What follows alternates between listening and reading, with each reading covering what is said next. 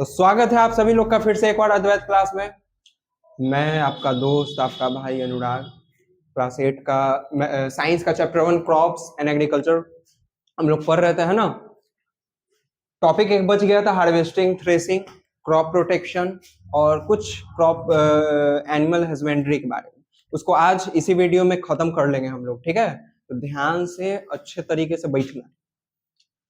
और आज chocolate day है, तो चॉकलेट वॉकलेट खा लिए होगे, खिला दिए होगे, है ना। तो सारा ध्यान वान हटा लो, अभी जितना मीठापन है शरीर में अभी उसको दूर भगाओ और ध्यान से वीडियो देखो। पढ़ोगे तब और चॉकलेट खिला सकते हो, और चॉकलेट खिलाने वाला तुमको मिल जाएगा। नहीं पढ़ोगे तो एगो मिला है, जाने में देरी नहीं लगेगा। समझ में आ रहा है ना। चलो ध्यान से देखो। हार्वेस्टिंग, हार्वेस्टिंग का मतलब कटनी। क्या चीज होता है? कटनी। फसल जब तैयार हो जाता है तब उसको क्या किया जाता है? काटा जाता है। क्या किया जाता है? काटा जाता है ना। उसी को कहते हैं harvesting. The process of cutting and gathering of a matured crop is termed as harvesting. मान के चलो कि अभी हाल फिलहाल में धान वान का कटनी हुआ होगा, गांव वाँव गए होगे घूमने ठंडा में, तो देखे होगे खेत में धान का कटा कटा के बोझा सरिया सरिया के रखा जाता है ना। उसी को कहते हैं हार्वेस्टिंग। माने खेत में इसे क्रॉप लगा हुआ है, उसको काट काट के बोझा बना बना के साइड में रख ले हैं। उसी को, वही प्रोसेस को काट के बोझा बना देना, इसी प्रोसेस को क्या कहते हैं? हार्वेस्टिंग। क्या कहते हैं? हार्वेस्टिंग एक मशीन से होता है जिसको कहते हैं हार्वेस्टर। क्या कहते हैं? हार्वेस्टर। हालांकि अब तो हार्वेस्टर, पर पहले एक सिकल नाम का एक हसुआ बोलते हैं, SICKLE, सिकल। देखे होगे हसुआ। साउथ वाला सब गुंडवन लोग, साउथ के जितना गुंडा लोग रहता है फिल्म उलिम में देखे होगे ना, एगो धारी वाला खेत में काम करे वाला इसे पकड़ता है, ऐसे सी टेप शेप का एक मारने वाला हथियार लेके दौड़ता है करके, है ना। मतलब वो लोग ऐसे जिह्वा निकाल के और हंसुए लेके उसको कहते हैं सिकल। वो हसुआ से भी कटा जाता है, समझ रहे हो ना। हसुआ से भी कटा जाता है। नहीं तो आजकल क्या हो गया, मॉडर्न जमाना हो गया, किसान लोग भी मॉडर्न हो गए हैं। हसुआ तो अब कोनो यूज करता नहीं है, अब हार्वेस्टर से काम हो जाता है। इजी वे में हार्वेस्टर से काम हो जाता है, समझ रहे हो। बस इसी प्रोसेस को कहते हैं हार्वेस्टिंग। हार्वेस्टिंग में कुछ समझना थोड़ी है। फसल तैयार हो गया, उसको काट के बोझा बनाए, है ना। क्या करिए? काट के बोझा बनाए, उसी को कह रहे हैं हार्वेस्टिंग। हार्वेस्टिंग हार्वेस्टर नाम के मशीन से होता है, नहीं तो सिकल। सिकल माने हसुआ, हसुआ से लोग काटता है और बोझा बनाता है। फिर दूसरा, इस हार्वेस्टिंग के बाद आता है थ्रेसिंग। अब देखो बोझा तो बन गया, लेकिन बोझा को पिटाते देखे हो? बोझा लोग पीटता है ऐसे, अथी पलंग लगा देगा चौकी और उस पे बोझा को पीटेगा। बोझा को पीटने से क्या होता है? जितना भी फसल रहता है वो एक एक करके दाना दाना में अलग हो जाता है कि नहीं। तो वही पीटना को, फसल को पीटना को, बोझा पीटना को क्या कहते हैं? थ्रेसिंग कहते हैं। क्या कहते हैं? The process of separating grains from harvested crop is called threshing.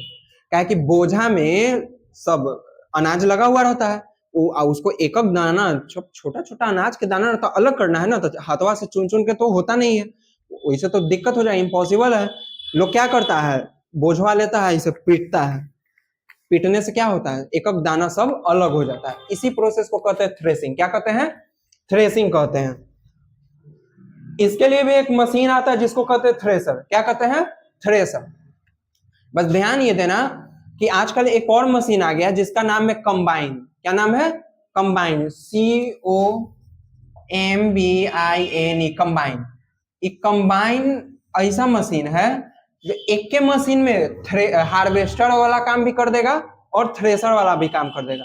सीधे मशीन को खेत में लेके जाओ, काटू देगा पूरा अनाज और उसमें से अनाजों निकाल के दे देगा, अलग अलग कर देगा। इसको कहते हैं कंबाइन, इस मशीन को।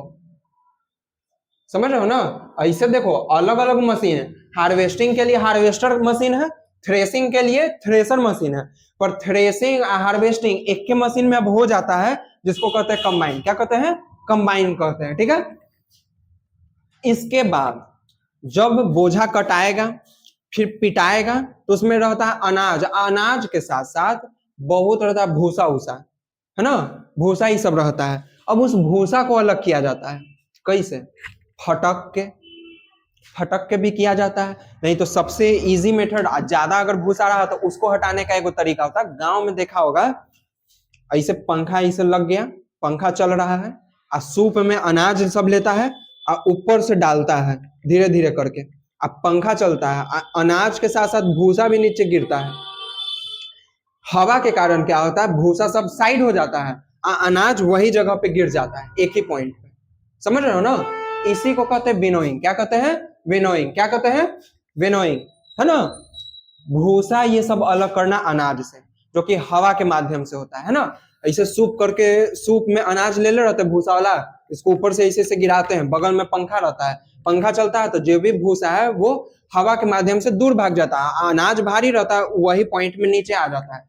तो इस हिसाब से भूसा अलग हो जाता है, अनाज अलग हो जाता है। फिर उस अनाज को हम लोग घर पे लाते हैं, अपना थोड़ा मोड़ा चुन के, फटक के, धो धा के, भिंगा उगा के, सुखा उखा के, फिर अपना गेहूं पिसवाओ, आटा पिसवाओ, चाहे कुछ करो चाहे कुछ करो। लेकिन भूसा ये सबसे, चैफ और हे, ये भूसा ये सबसे अलग करना अनाज को, इसी प्रोसेस को क्या कहते हैं? विनोइंग। क्या कहते हैं? विनोइंग। और ये किसके मदद से होता है? विंड के मदद से। किसके मदद से होता है? विंड के मदद से होता है। इतना समझ में आया होगा, है ना। एकदम इजी इजी मेथड, इसमें कुछ ज्यादा समझना नहीं है, बस यही जानना है कि अगर फसल लगा हुआ है उसको काट के बोझा बनाता, हार्वेस्टिंग, फिर उस बोझा को पीट पीट कर अनाज निकाले तो थ्रेसिंग, फिर उस अनाज से भूसा अलग किए, अनाज अलग अलग किए तो विनोइंग। समझ रहे हो ना? हार्वेस्टिंग हार्वेस्टर से होता है, थ्रेसिंग थ्रेसर से होता है। आजकल हार्वेस्टिंग और थ्रेसिंग एक ही मशीन से हो जा रहा है, जिसको कहते हैं कंबाइन। समझ रहे हो, है ना। चलो इतना नोट्स लिखो।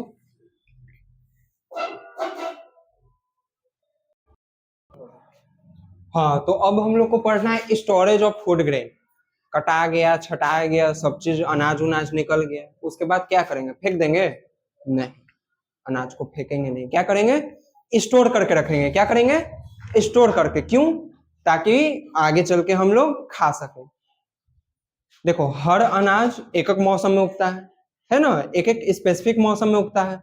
अभी एक मौसम में अनाज उगा तो वही अनाज हम लोग पूरे साल खाते हैं।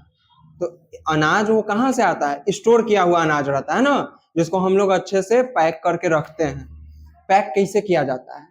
तो देखो, the grain from the crop contain enough moisture for growth of fungi और moulds and get spoiled, therefore they should dried properly before storing them, they are dried in sunshine.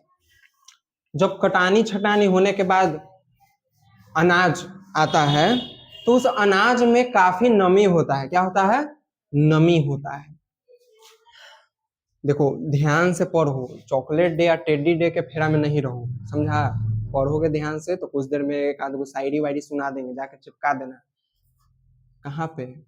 अपने डायरी वायरी में, इधर उधर नहीं चिपकाना। पहले जो ग्रेन कटाएगा छटाएगा उसको क्या किया जाता है? उसमें बहुत ज्यादा मॉइस्चर होता है, नमी होता है। क्या होता है?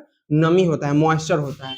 वो नमी का इतना होता है कि उसमें अच्छे तरीके से कोई भी फंगी वगैरह उग जाए, फंगस वगैरह उगे। अरे भूआ लग जाता है ना खानवा में, ब्रेड उरेड होता है 2-3 दिन तो भूआ लग जाता है ना, उजला उजला हरियर हरियर भूआ लग जाता है, जिसको फिर नोच नोच के फेंको, भूआ लग गया तो खाना नहीं खाते हैं, होता है ना, वही भूआ लग जाता है। ठीक है, इसलिए उसको क्या किया जाता है? सुखावल जाता है। क्या किया जाता है? सुखावल जाता है। कहाँ? सूरज के रोशनी में। सूरज के रोशनी में। देखना, अनाज उनाज कट के आएगा तो आराम से उसको पहले सूरज छत्ता उता पे पहले सुखाया जाता है। अगर कोई के घर में किसान विसान है और कोई के घर में खेती वेती होता है तो देखे होगे कि कटाने के बाद अनाज जब ग्रेन निकलने के बाद, थ्रेसिंग के बाद क्या किया जाता है? उसको पहले सुखाया जाता है ना। इतना सुखाया जाता है कि उसमें थोड़ा सा भी नमी ना हो, थोड़ा सा भी नमी ना हो, थोड़ा सा भी नमी ना हो। उसके बाद अच्छे से सुखाने के बाद उसको स्टोर किया जाता है मेटल के ड्राम में। देखो ना, अल्युमिनियम का ड्राम रहता है बड़ा सा गोल गोल, है ना, उस ड्राम में स्टोर किया जाता है। नहीं तो बोरा में, जूट के जो बोरा होता है जोत के बोरा में, नहीं तो पुराने समय में या अभी भी गाँव में बड़ा बड़ा ड्राम लोग बनाता है मिट्टी का, है ना, उस मिट्टी के ड्राम में भी रखा जाता है। एक्स्ट्रा में नीम लीव को ऐड करके, माने नीम के पत्ता को ऐड करके, है ना। पहले अनाज को सुखाया जाएगा, फिर उसको ड्राम उराम में, बोरा उराम में रख दिया जाएगा, क्या करके, नीम का पत्ता डाल डाल के। नीम के पत्ता डालने से उसमें कीड़ा वगैरह नहीं होता है ना, कीड़ा वगैरह नहीं होता है। उसके बाद अगर अनाज लिमिट अमाउंट में है कि हम लोग क्या कर सके कि 1 साल तक अपने परिवार का पालन पोषण कर सके, तब तो सही है। अगर ज्यादा अनाज होता है तब भारत सरकार का एक agency FCI, food corporation of India, वो क्या करता है, बड़े बड़े अमाउंट में अनाज को खरीद लेता है। क्या करता है, अनाज को खरीद लेता है ना। कौन खरीदता है, FCI। कौन खरीदता है, FCI। किसानों से वो बड़े बड़े स्केल में अनाज को खरीद लेता है, फिर वही अनाज सरकार क्या करता है, बेचेगा, है ना, आटा के फैक्ट्री को या इन्ने उन्ने विदेश में, देश विदेश सब जगह बेचेगा। नहीं तो दूसरा क्या करेगा, ग्रेन सिलोज होता है, बड़ा बड़ा सा एकदम टंकी जैसा होता है, बड़ा बड़ा सा टंकी, 3 4 कुछ इस तरीके का, फोटो देख लो, फोटो देख लो, कुछ इस तरीके का, है ना, ग्रेन सिलोज होता है कुछ इस तरीके का, बड़ा बड़ा सा। इसमें वो FCI स्टोर करके रखेगा अनाज को, है ना, फ्यूचर पर्पस के लिए या फिर बेचने वेचने के लिए, समझ रहे हो। कुछ इंसेक्टिसाइड पेस्टिसाइड वगैरह टाइप का, सॉरी इंसेक्टिसाइड पेस्टिसाइड नहीं, हाँ मतलब कुछ उसी तरीका का कीड़ा उड़ा मारने वाला दवाई वाई मिला देगा, जिससे अनाज सड़े गले नहीं, अनाज में कीड़ा ना लगे, उसको स्टोर करके रखेगा, समझ रहे हो। यही चीज होता है स्टोरेज ऑफ फूड ग्रेन। समझ में आया, समझ में आया ना, बस यही है। इसके आगे हम लोग पढ़ेंगे क्रॉप प्रोटेक्शन, कि क्रॉप को बचा के कैसे रखा जाता है। तब तक नोट्स लिखो। हाँ तो अब देखो यहाँ पे हमारा protection of crop from birds, animal, है ना, एंड डिजीज। अपने क्रॉप को, अपने फसल को बचाने के लिए कौन कौन सा तरीका अपनाना पड़ता है। तो पहला कि जब फसल लगाओ तो चारों ओर क्या कर दो, घेर दो तार वार से। क्या कर दो, अपने खेत को, अपने खेत खतियान मैदान को चारों ओर से घेर दो, क्या से, तार वार से। किस चीज से, तार से, ताकि कोई भी जानवर उसमें घुस के तुम्हारा फसल न चढ़ जाए। जैसे होता है ना नीलगाय, ये सब होता है ना जी, जाके फसलें बर्बाद कर देता है। फसल बर्बाद कैसे करता है, खा जाता है। तो इस चीज से बचाने के लिए क्या करोगे, अपने खेत खलियान को चारों ओर से घेर दो तार वार से। दूसरा, पक्षी को डरा के। दूसरा कैसे, पक्षी को डरा के। अब पक्षी को कैसे डराओगे, पक्षी बैठल रहेगा, मान के चलो खेत वेत में आएगा तो सारा अनाज तुम्हारा चुग जाएगा, तो उसको डरा के कैसे डराएंगे,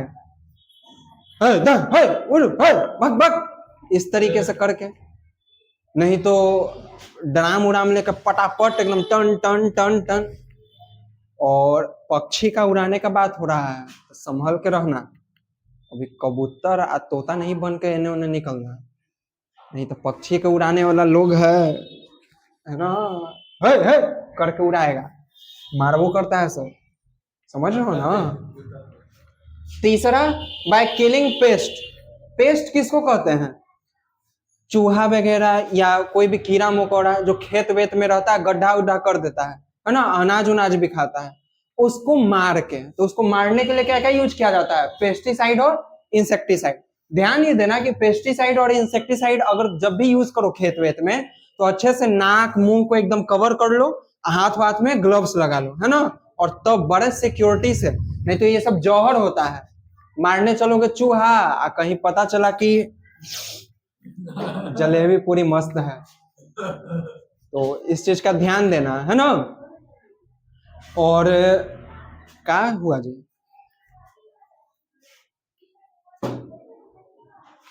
समझ रहे हो ना। तो इस तरीके से हम क्रॉप को क्या कर सकते हैं, प्रोटेक्ट कर सकते हैं। क्या कर सकते हैं, प्रोटेक्ट कर सकते हैं। फिर हमारा एनिमल हस्बेंड्री, क्या है हमारा, एनिमल हस्बेंड्री है। हाँ तो यहाँ पे हम लोग थे एनिमल हस्बेंड्री पे अभी। सर शायरी वायरी सुनाइए थोड़ा सा। Yes sir, yes sir. शायरी वायरी सुनोगे जी, यस सर। तो अभी तो चॉकलेट डे अभी चल रहा है,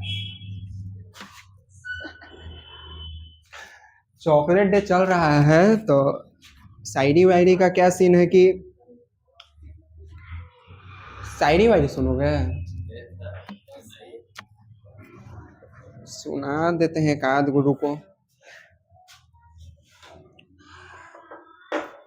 सुनना। काश तुम पूछते कि सुकून कहाँ है, काश तुम पूछते कि सुकून कहाँ है, और हम निगाहें उठाकर तुम्हें देख लेते। वाह वाह। एक और सुनना। इशारों में गुफ्तगू कर रहे हैं, वो आंखों से जादू कर रहे हैं। समझ रहे हो ना? इशारों में गुफ्तगू कर रहे हैं, वो आंखों से जादू कर रहे हैं। दिल में रहने को कहा था मैंने, दिल में रहने को कहा था मैंने, आप तो इस पर काबू कर रहे हैं। वाह वाह। चलो हो गया। अब समझते हैं एनिमल हस्बेंड्री। घरे सब बोलेगा कि मास्टर लोग कुछ हाउ पढ़ाता है। यहाँ पे क्या एनिमल हस्बेंड्री हम लोग समझ रहे थे। Rearing animal on a large scale for food and other need is called animal husbandry.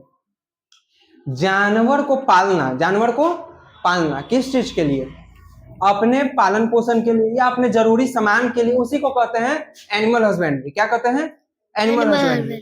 4 चीज होता है, dairying, poultry farming, apiculture, fishers या पिसीकल्चर। समझना। जब हम लोग दूध दही घी सब के लिए गाय गोरू के अगर पालेंगे तो उसको बोल देंगे डेयरिंग। क्या बोलेंगे? अगर मीट के लिए, अंडा के लिए मुर्गा खस्सा खस्सी ये सब अगर पाल रहे हैं तो उसको बोलते हैं पोल्ट्री फार्मिंग। अंडा ये सब मीट के लिए, समझ रहे हो ना? फिर एपीकल्चर, अगर मधुमक्खी भी पाला जाता है ना, डंक मारती है मधुमक्खी डंक मारती है, बच के रहना, बहुत मधुमक्खी ने डंक मारेगी, सब चॉकलेट डे निकल जाएगा। जहाँ स्पीकिंग टू समवन एल्स हुआ ना, तो खड़ाक से ऐसा डंक लगेगा ना, वो तो प्याजो और लोहा रगड़ोगे ना तो नहीं सही होगा, फूल के बर्रा हो जाएगा दिल तुम्हारा। एपीकल्चर, मधुमक्खी को जब लोग पालता है शहद के लिए, मध के लिए, उसी को कहते हैं एपीकल्चर। फिर है फिशरीज या पिसीकल्चर, जब मछली को लोग पालता है ना, मछली खाने वाने के लिए, उसी को कहते हैं पिसीकल्चर। इतना समझ में आया होगा ना? यही था हमारा क्रॉप्स एंड एग्रीकल्चर का चैप्टर पूरा, जो कि खत्म हो गया। अब नोट्स लिखना, इस चैप्टर को घर पे आराम से अच्छे से पढ़ना, ताकि एग्जाम तुम लोग का अच्छा जाए और तैयारी इस चैप्टर का एकदम बढ़िया तरीका से हो जाए। ठीक है, नोट्स लिख लो, चलते हैं, bye bye, see you, Radhe Radhe.